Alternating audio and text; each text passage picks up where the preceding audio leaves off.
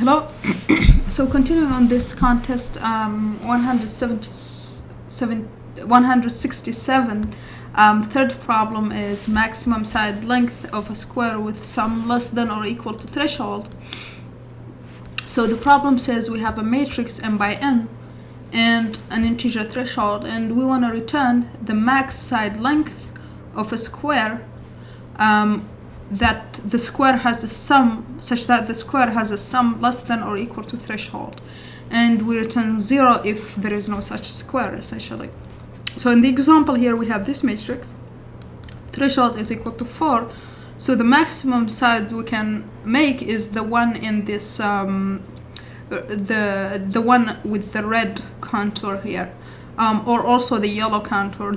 That one also can be done. The both side length are 2, and that's the maximum side length we can make for a square of threshold less than or equal to 4, and so we return that.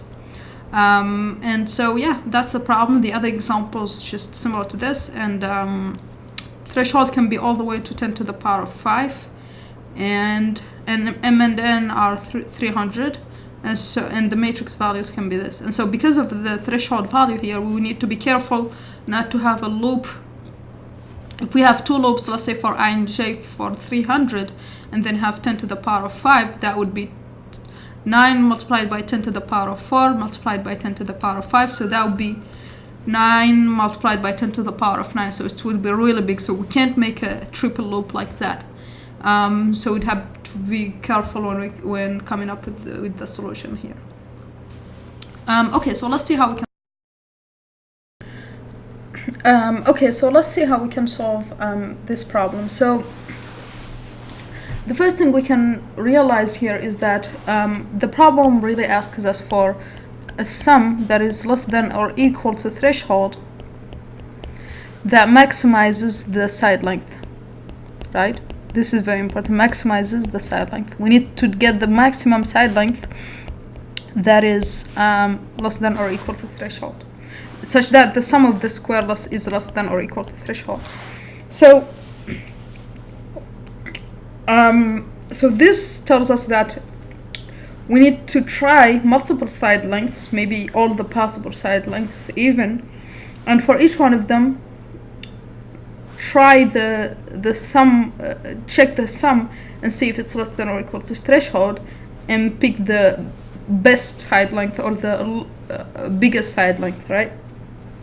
So this means we need a really efficient way to compute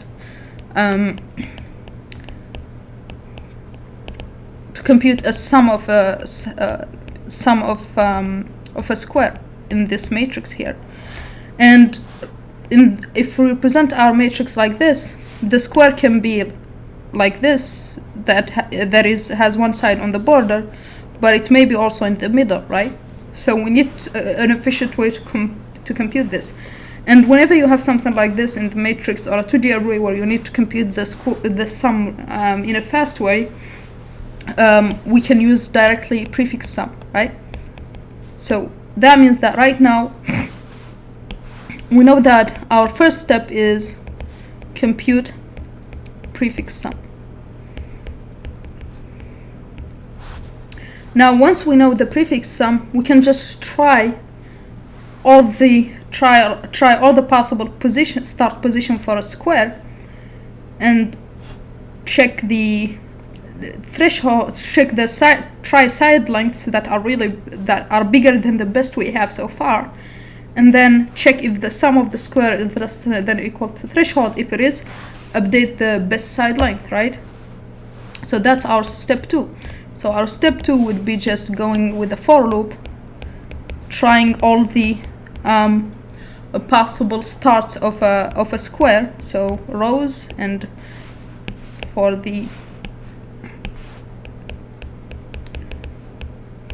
this is in range of columns.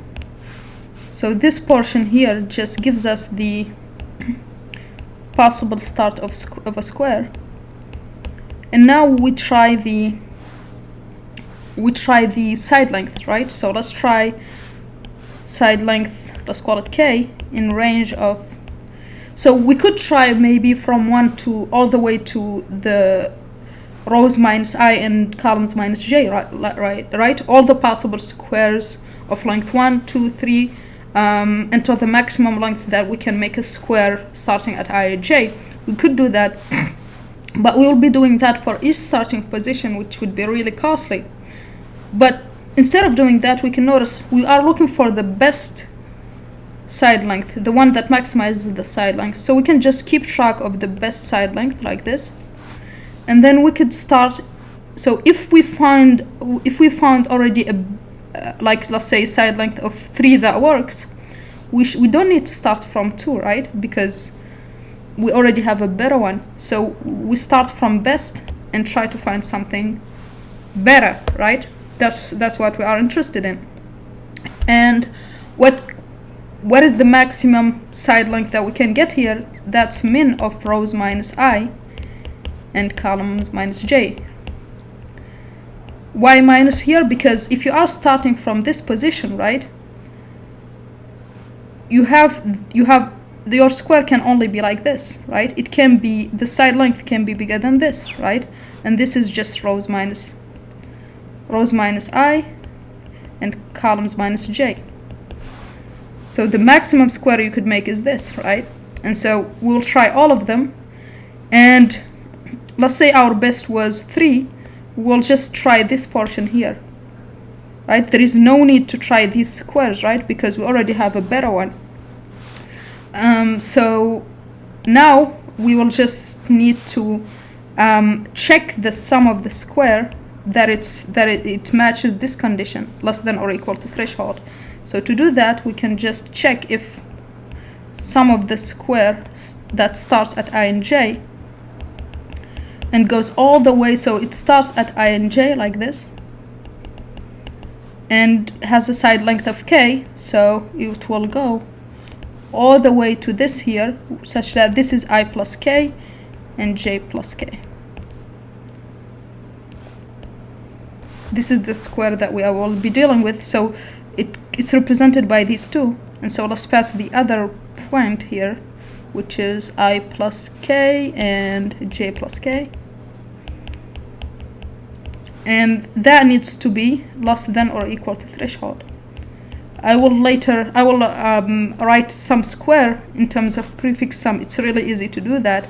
So we'll still need to define how we can compute the prefix sum and how we can compute the sum of a square, because a square that we are looking for here can be in the middle, but can be also here. So we need to compute it. But if we have that it's less than or equal to threshold, that means it's definitely a candidate, and we know it's bigger than best because that's by definition how we set up our loop. So we can just directly set the best to be k plus 1. Now why plus 1? Because this length here is k, right? So this length here is k, but also we are counting the value at position ij. That's part of it. So the entire length is plus 1. It's k plus 1. Now else here, what's happened? It's bigger than threshold, right? And so if we go and try another square, it will always be bigger than this square. So it will still be bigger than threshold. So there is no reason to continue, and we can just break. And that's pretty much all there is to it. And so at the end, we can just return best. Now we just need to define two things for this to be complete and for us to be able to write it, which is what is the prefix sum? How can we compute the prefix sum for the 2D array? And how can we compute the sum square, right? Sum of a square using just the 2 points that define it here and here. So for the prefix sum, let's start with that.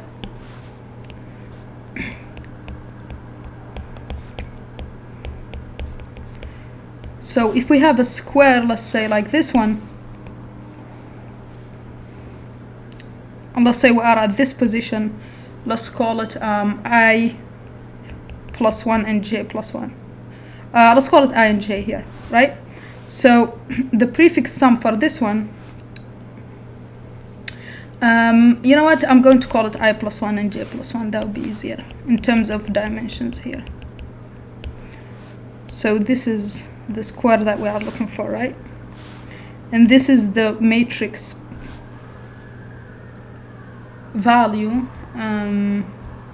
Actually, sorry about going back and forth with this. So this is ij, and prefix sum, what I'm going to do, because I'm going to write it in terms of prefix sum of the previous position, I'm just going to consider that prefix sum of I plus 1 j plus 1. This is just the prefix sum from 0 0 to ij. This is just the definition that I'm choosing so that I don't need to deal with I minus 1, which will give me, if I'm starting from 0, it will give me minus 1, which doesn't work. So just to make it work, I'm just going to offset or start counting for prefix sums from 1. And so prefix sum 1 1 would be the prefix sum from 0 0 to 0 0. And prefix sum for 1, let's say 2 2, it would be prefix sum from 0 0 to 1 1, right? And so that means here that for our prefix sum here for this position ij, that's prefix sum I plus 1 j plus 1. And so if we want to compute that one is just this left portion here, right, plus this upper portion here. And you can notice that we added this common section here twice, right? So we need to subtract it once so that we can count it only as one. So this here means that this is equal to the left section plus the, maybe let me write it in the color here that we, so the left section plus the upper section, the one in light blue, minus the one in yellow section, in the yellow section, because we added it twice. So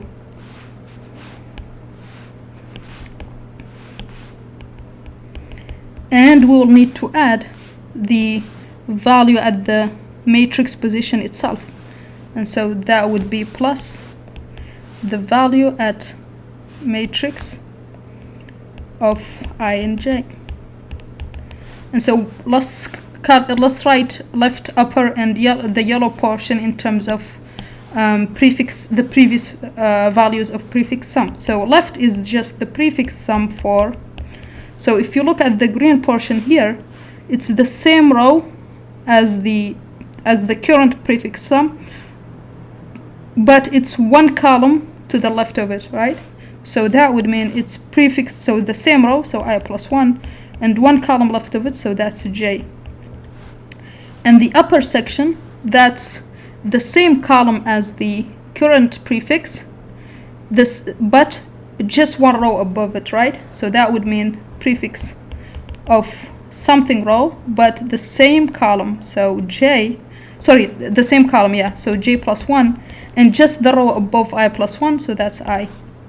The yellow section is, you can see here, it's one row above the current prefix and one column to the left of it. So it's prefix of one row above of I plus 1, that's I, and one column to the left of it, that's j. And then we'll need to add matrix at I and j. So we know how to compute a prefix sum. Now let's see how we can compute the sum of a square at any position, using only prefix sums, of course. So let's say we have this matrix here, and let's say the square is in this position. So how can we obtain that sum? So if we take the large section here, so let's define these values for a second here. Let's say this is R1 C1 and this is R2 C2. These are the coordinates. So what we are looking for is the sum of the square starting at R1 C1 and ending at R2 C2, right? So what this equals to is, well, the blue section, the one that I just drawn in blue here, so this section, this section here, starting from this 0 position, minus this upper section, because this shouldn't be included, right? Let me draw it in maybe green. So this upper section here, we need to remove it from the blue one, so that we can get only the square that we are looking for, which is this one. And we need to remove this section here also, right, with the light blue here, so that we can remove this side here, right? And the problem is that we removed this section twice, so we'll need to add it once to make up for that. The same reasoning as previously, right? So that would mean that here our sum square would be the entire prefix sum for R2C2, right? That's the blue section. So that's, let's say, prefix for maybe let's write it in blue. So it's prefix for R2C2 minus the green section, right, which is the upper section, right, minus the light blue section, which is, let's call it the left section, plus the yellow section that we added that we removed twice, so we need to add it once, so it's plus the yellow section here. And now let's write these in terms of prefix sum. So the prefix for R2C2, that's just prefix for R2 plus 1. Remember the indexing, we add 1, C2 plus 1. The upper section, that's prefix for, well, it has the same row as R1C1, so it has row R1. It has the same column as R2C2, so it's C2 plus 1, of course. And it has the same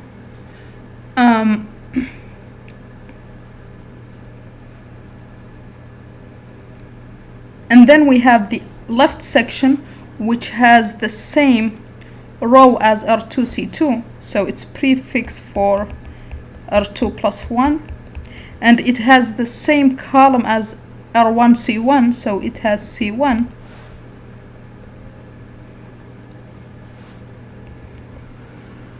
And then the yellow section has the same row as R1C1, so we add it, so it's prefix of R1, and has the same column as the as R1C1 also, so it's C1. And so now we have the formula for sum square too. So we have the formula for sum square, we have the formula for prefix sum, and we know the algorithm that we need to do is first compute the prefix sum using this formula here, and after that we will need to do these two loops here for looping through all the possible starting positions for the squares, keeping track of the best side length we have so far, and every time trying to improve on our best side length, and then checking if the sum square is less than or equal to threshold, matches the criteria that we want. If it is, that means we found a better side length, so we assign it. Otherwise, it's bigger, so there is no need in trying bigger values, because they will still be bigger, so we break. And at the end, we return the best that we found. Yeah, and that's pretty much it. So let's code this solution up and see if it passes the test cases.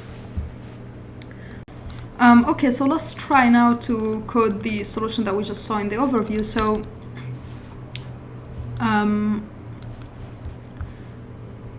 so the first thing is we need to compute the prefix, right, as we said, according to the formula.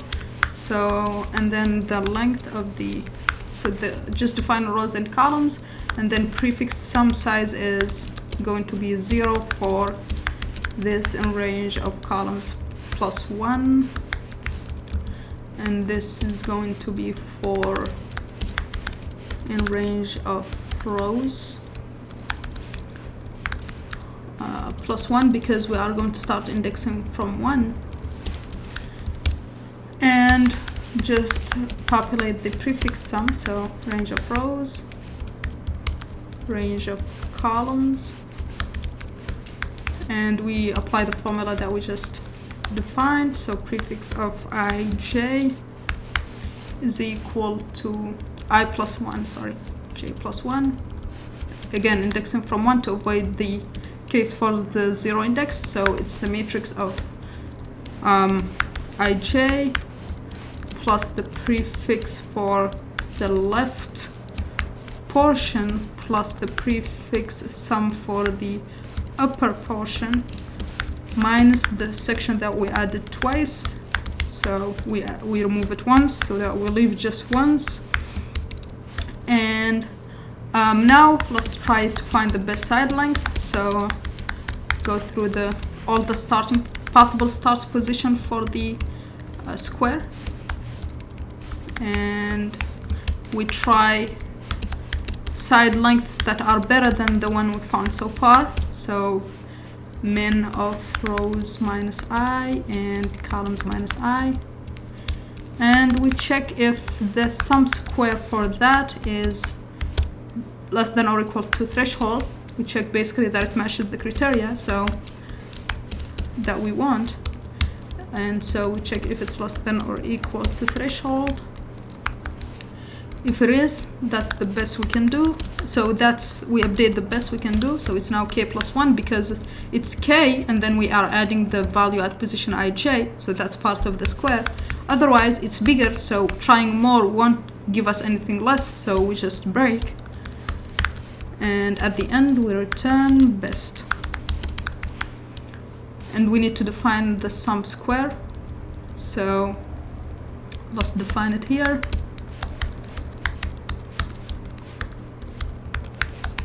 So the columns would be the start position for the square and the ending position for the square, which is R2C2 here. And so what we do is we return the prefix sum of the entire, remember, the large section, which is R2 plus 1, C2 plus 1. And then we need to remove the left section, which is same row, column C1, and the upper section, which is same column but row 1, R1, and then we need to add the yellow section. You remember in the overview that we add, because we removed it twice, so we need to add it once so that we can leave just adding it once. So that's prefix of sum of R1, C1, and that's pretty much it. So let's run this.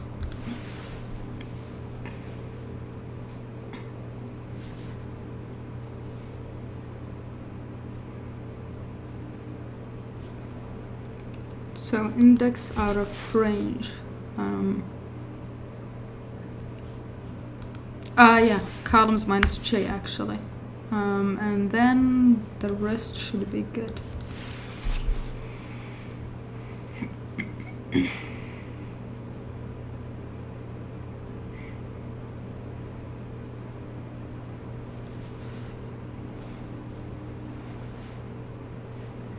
Okay, so that looks good. Let's submit.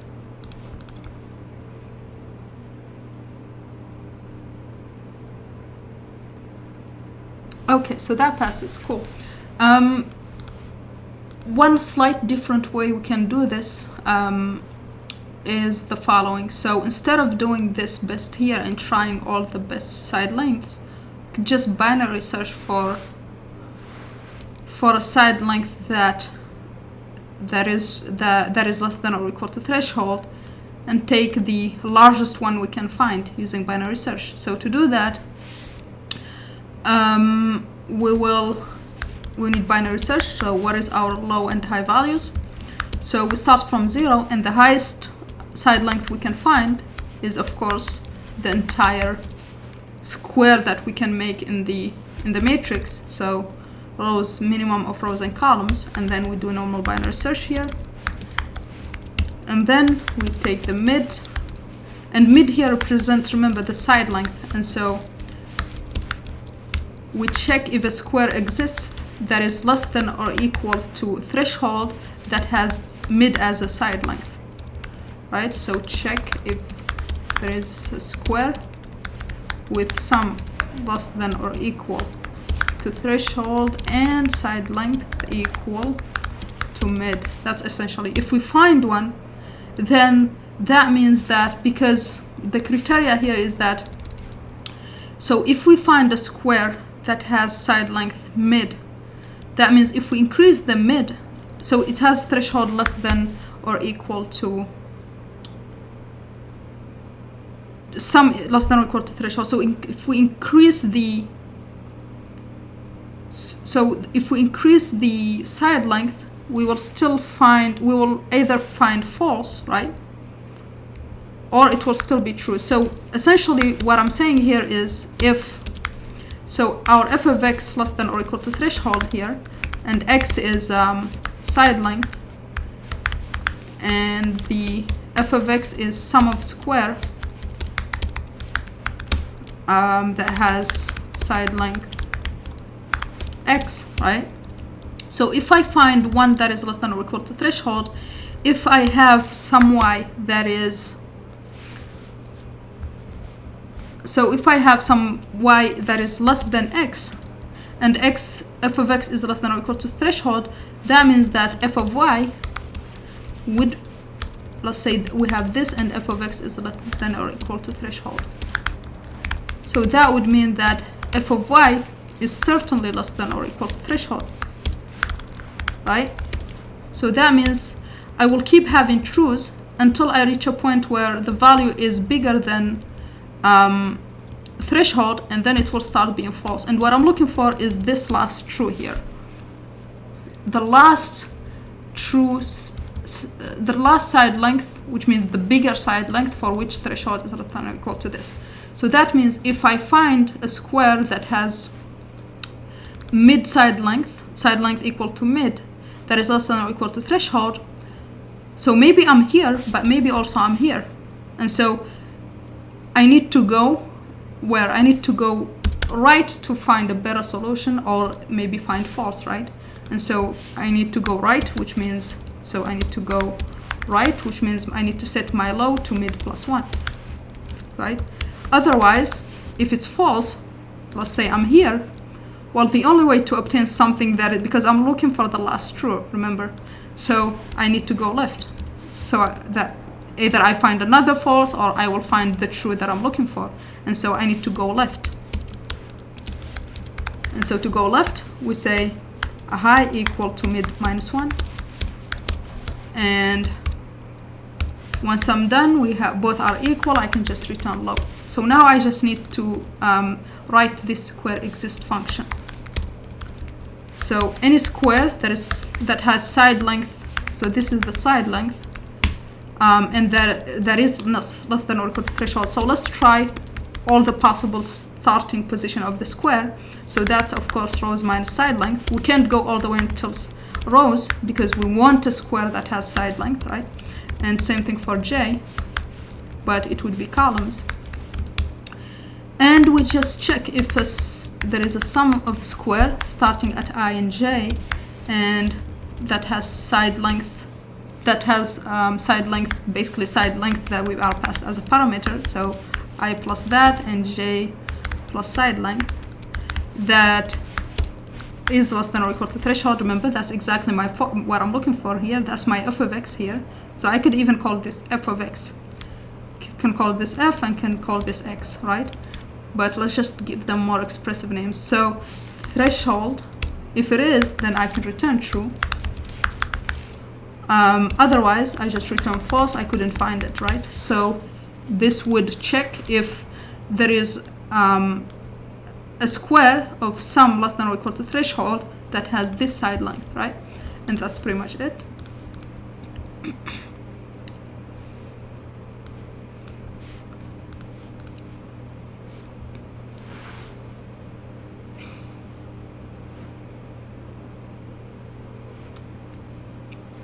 Okay, so let's submit.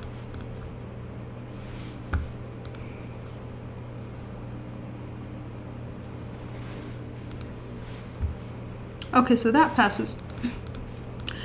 So one last solution that we can make here, which is even a lot better, is you could realize that, okay, actually I can do it while computing the prefix. Why is that? Because I can, so I will still need this definition of sum square. Let's just put it here. We don't need all of this actually. We can just, while computing the prefix sum here, at this point, I could just check if, so I could keep track of the best side length I have so far, right?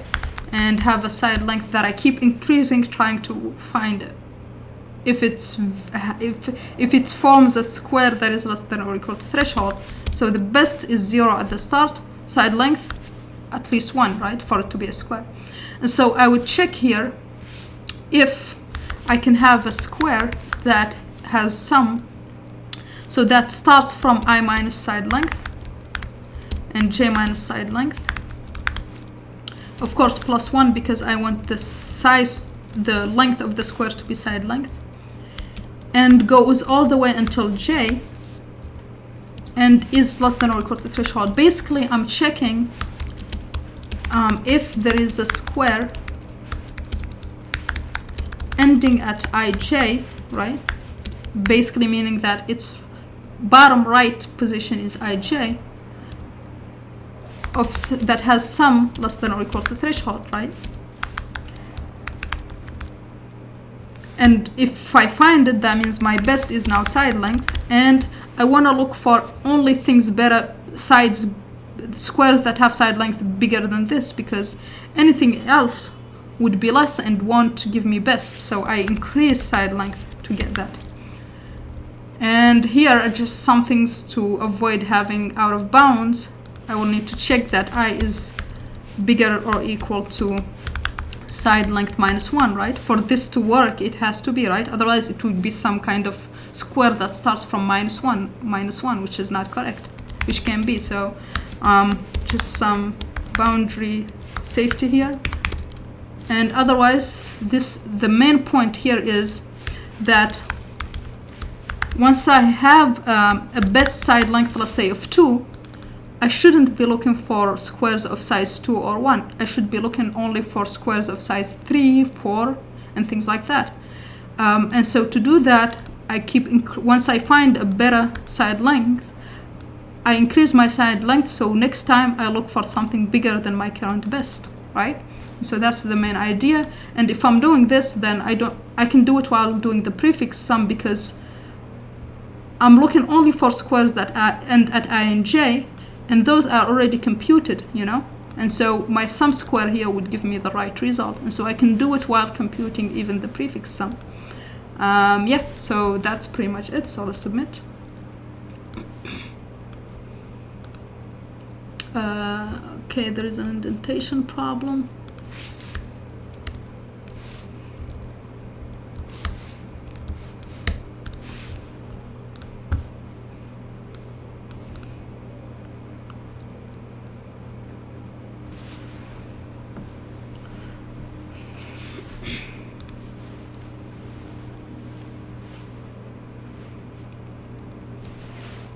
Okay, so that passes.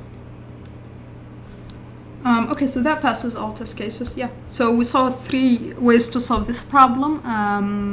Yeah, so if you learned something from this video, please like and subscribe and share it.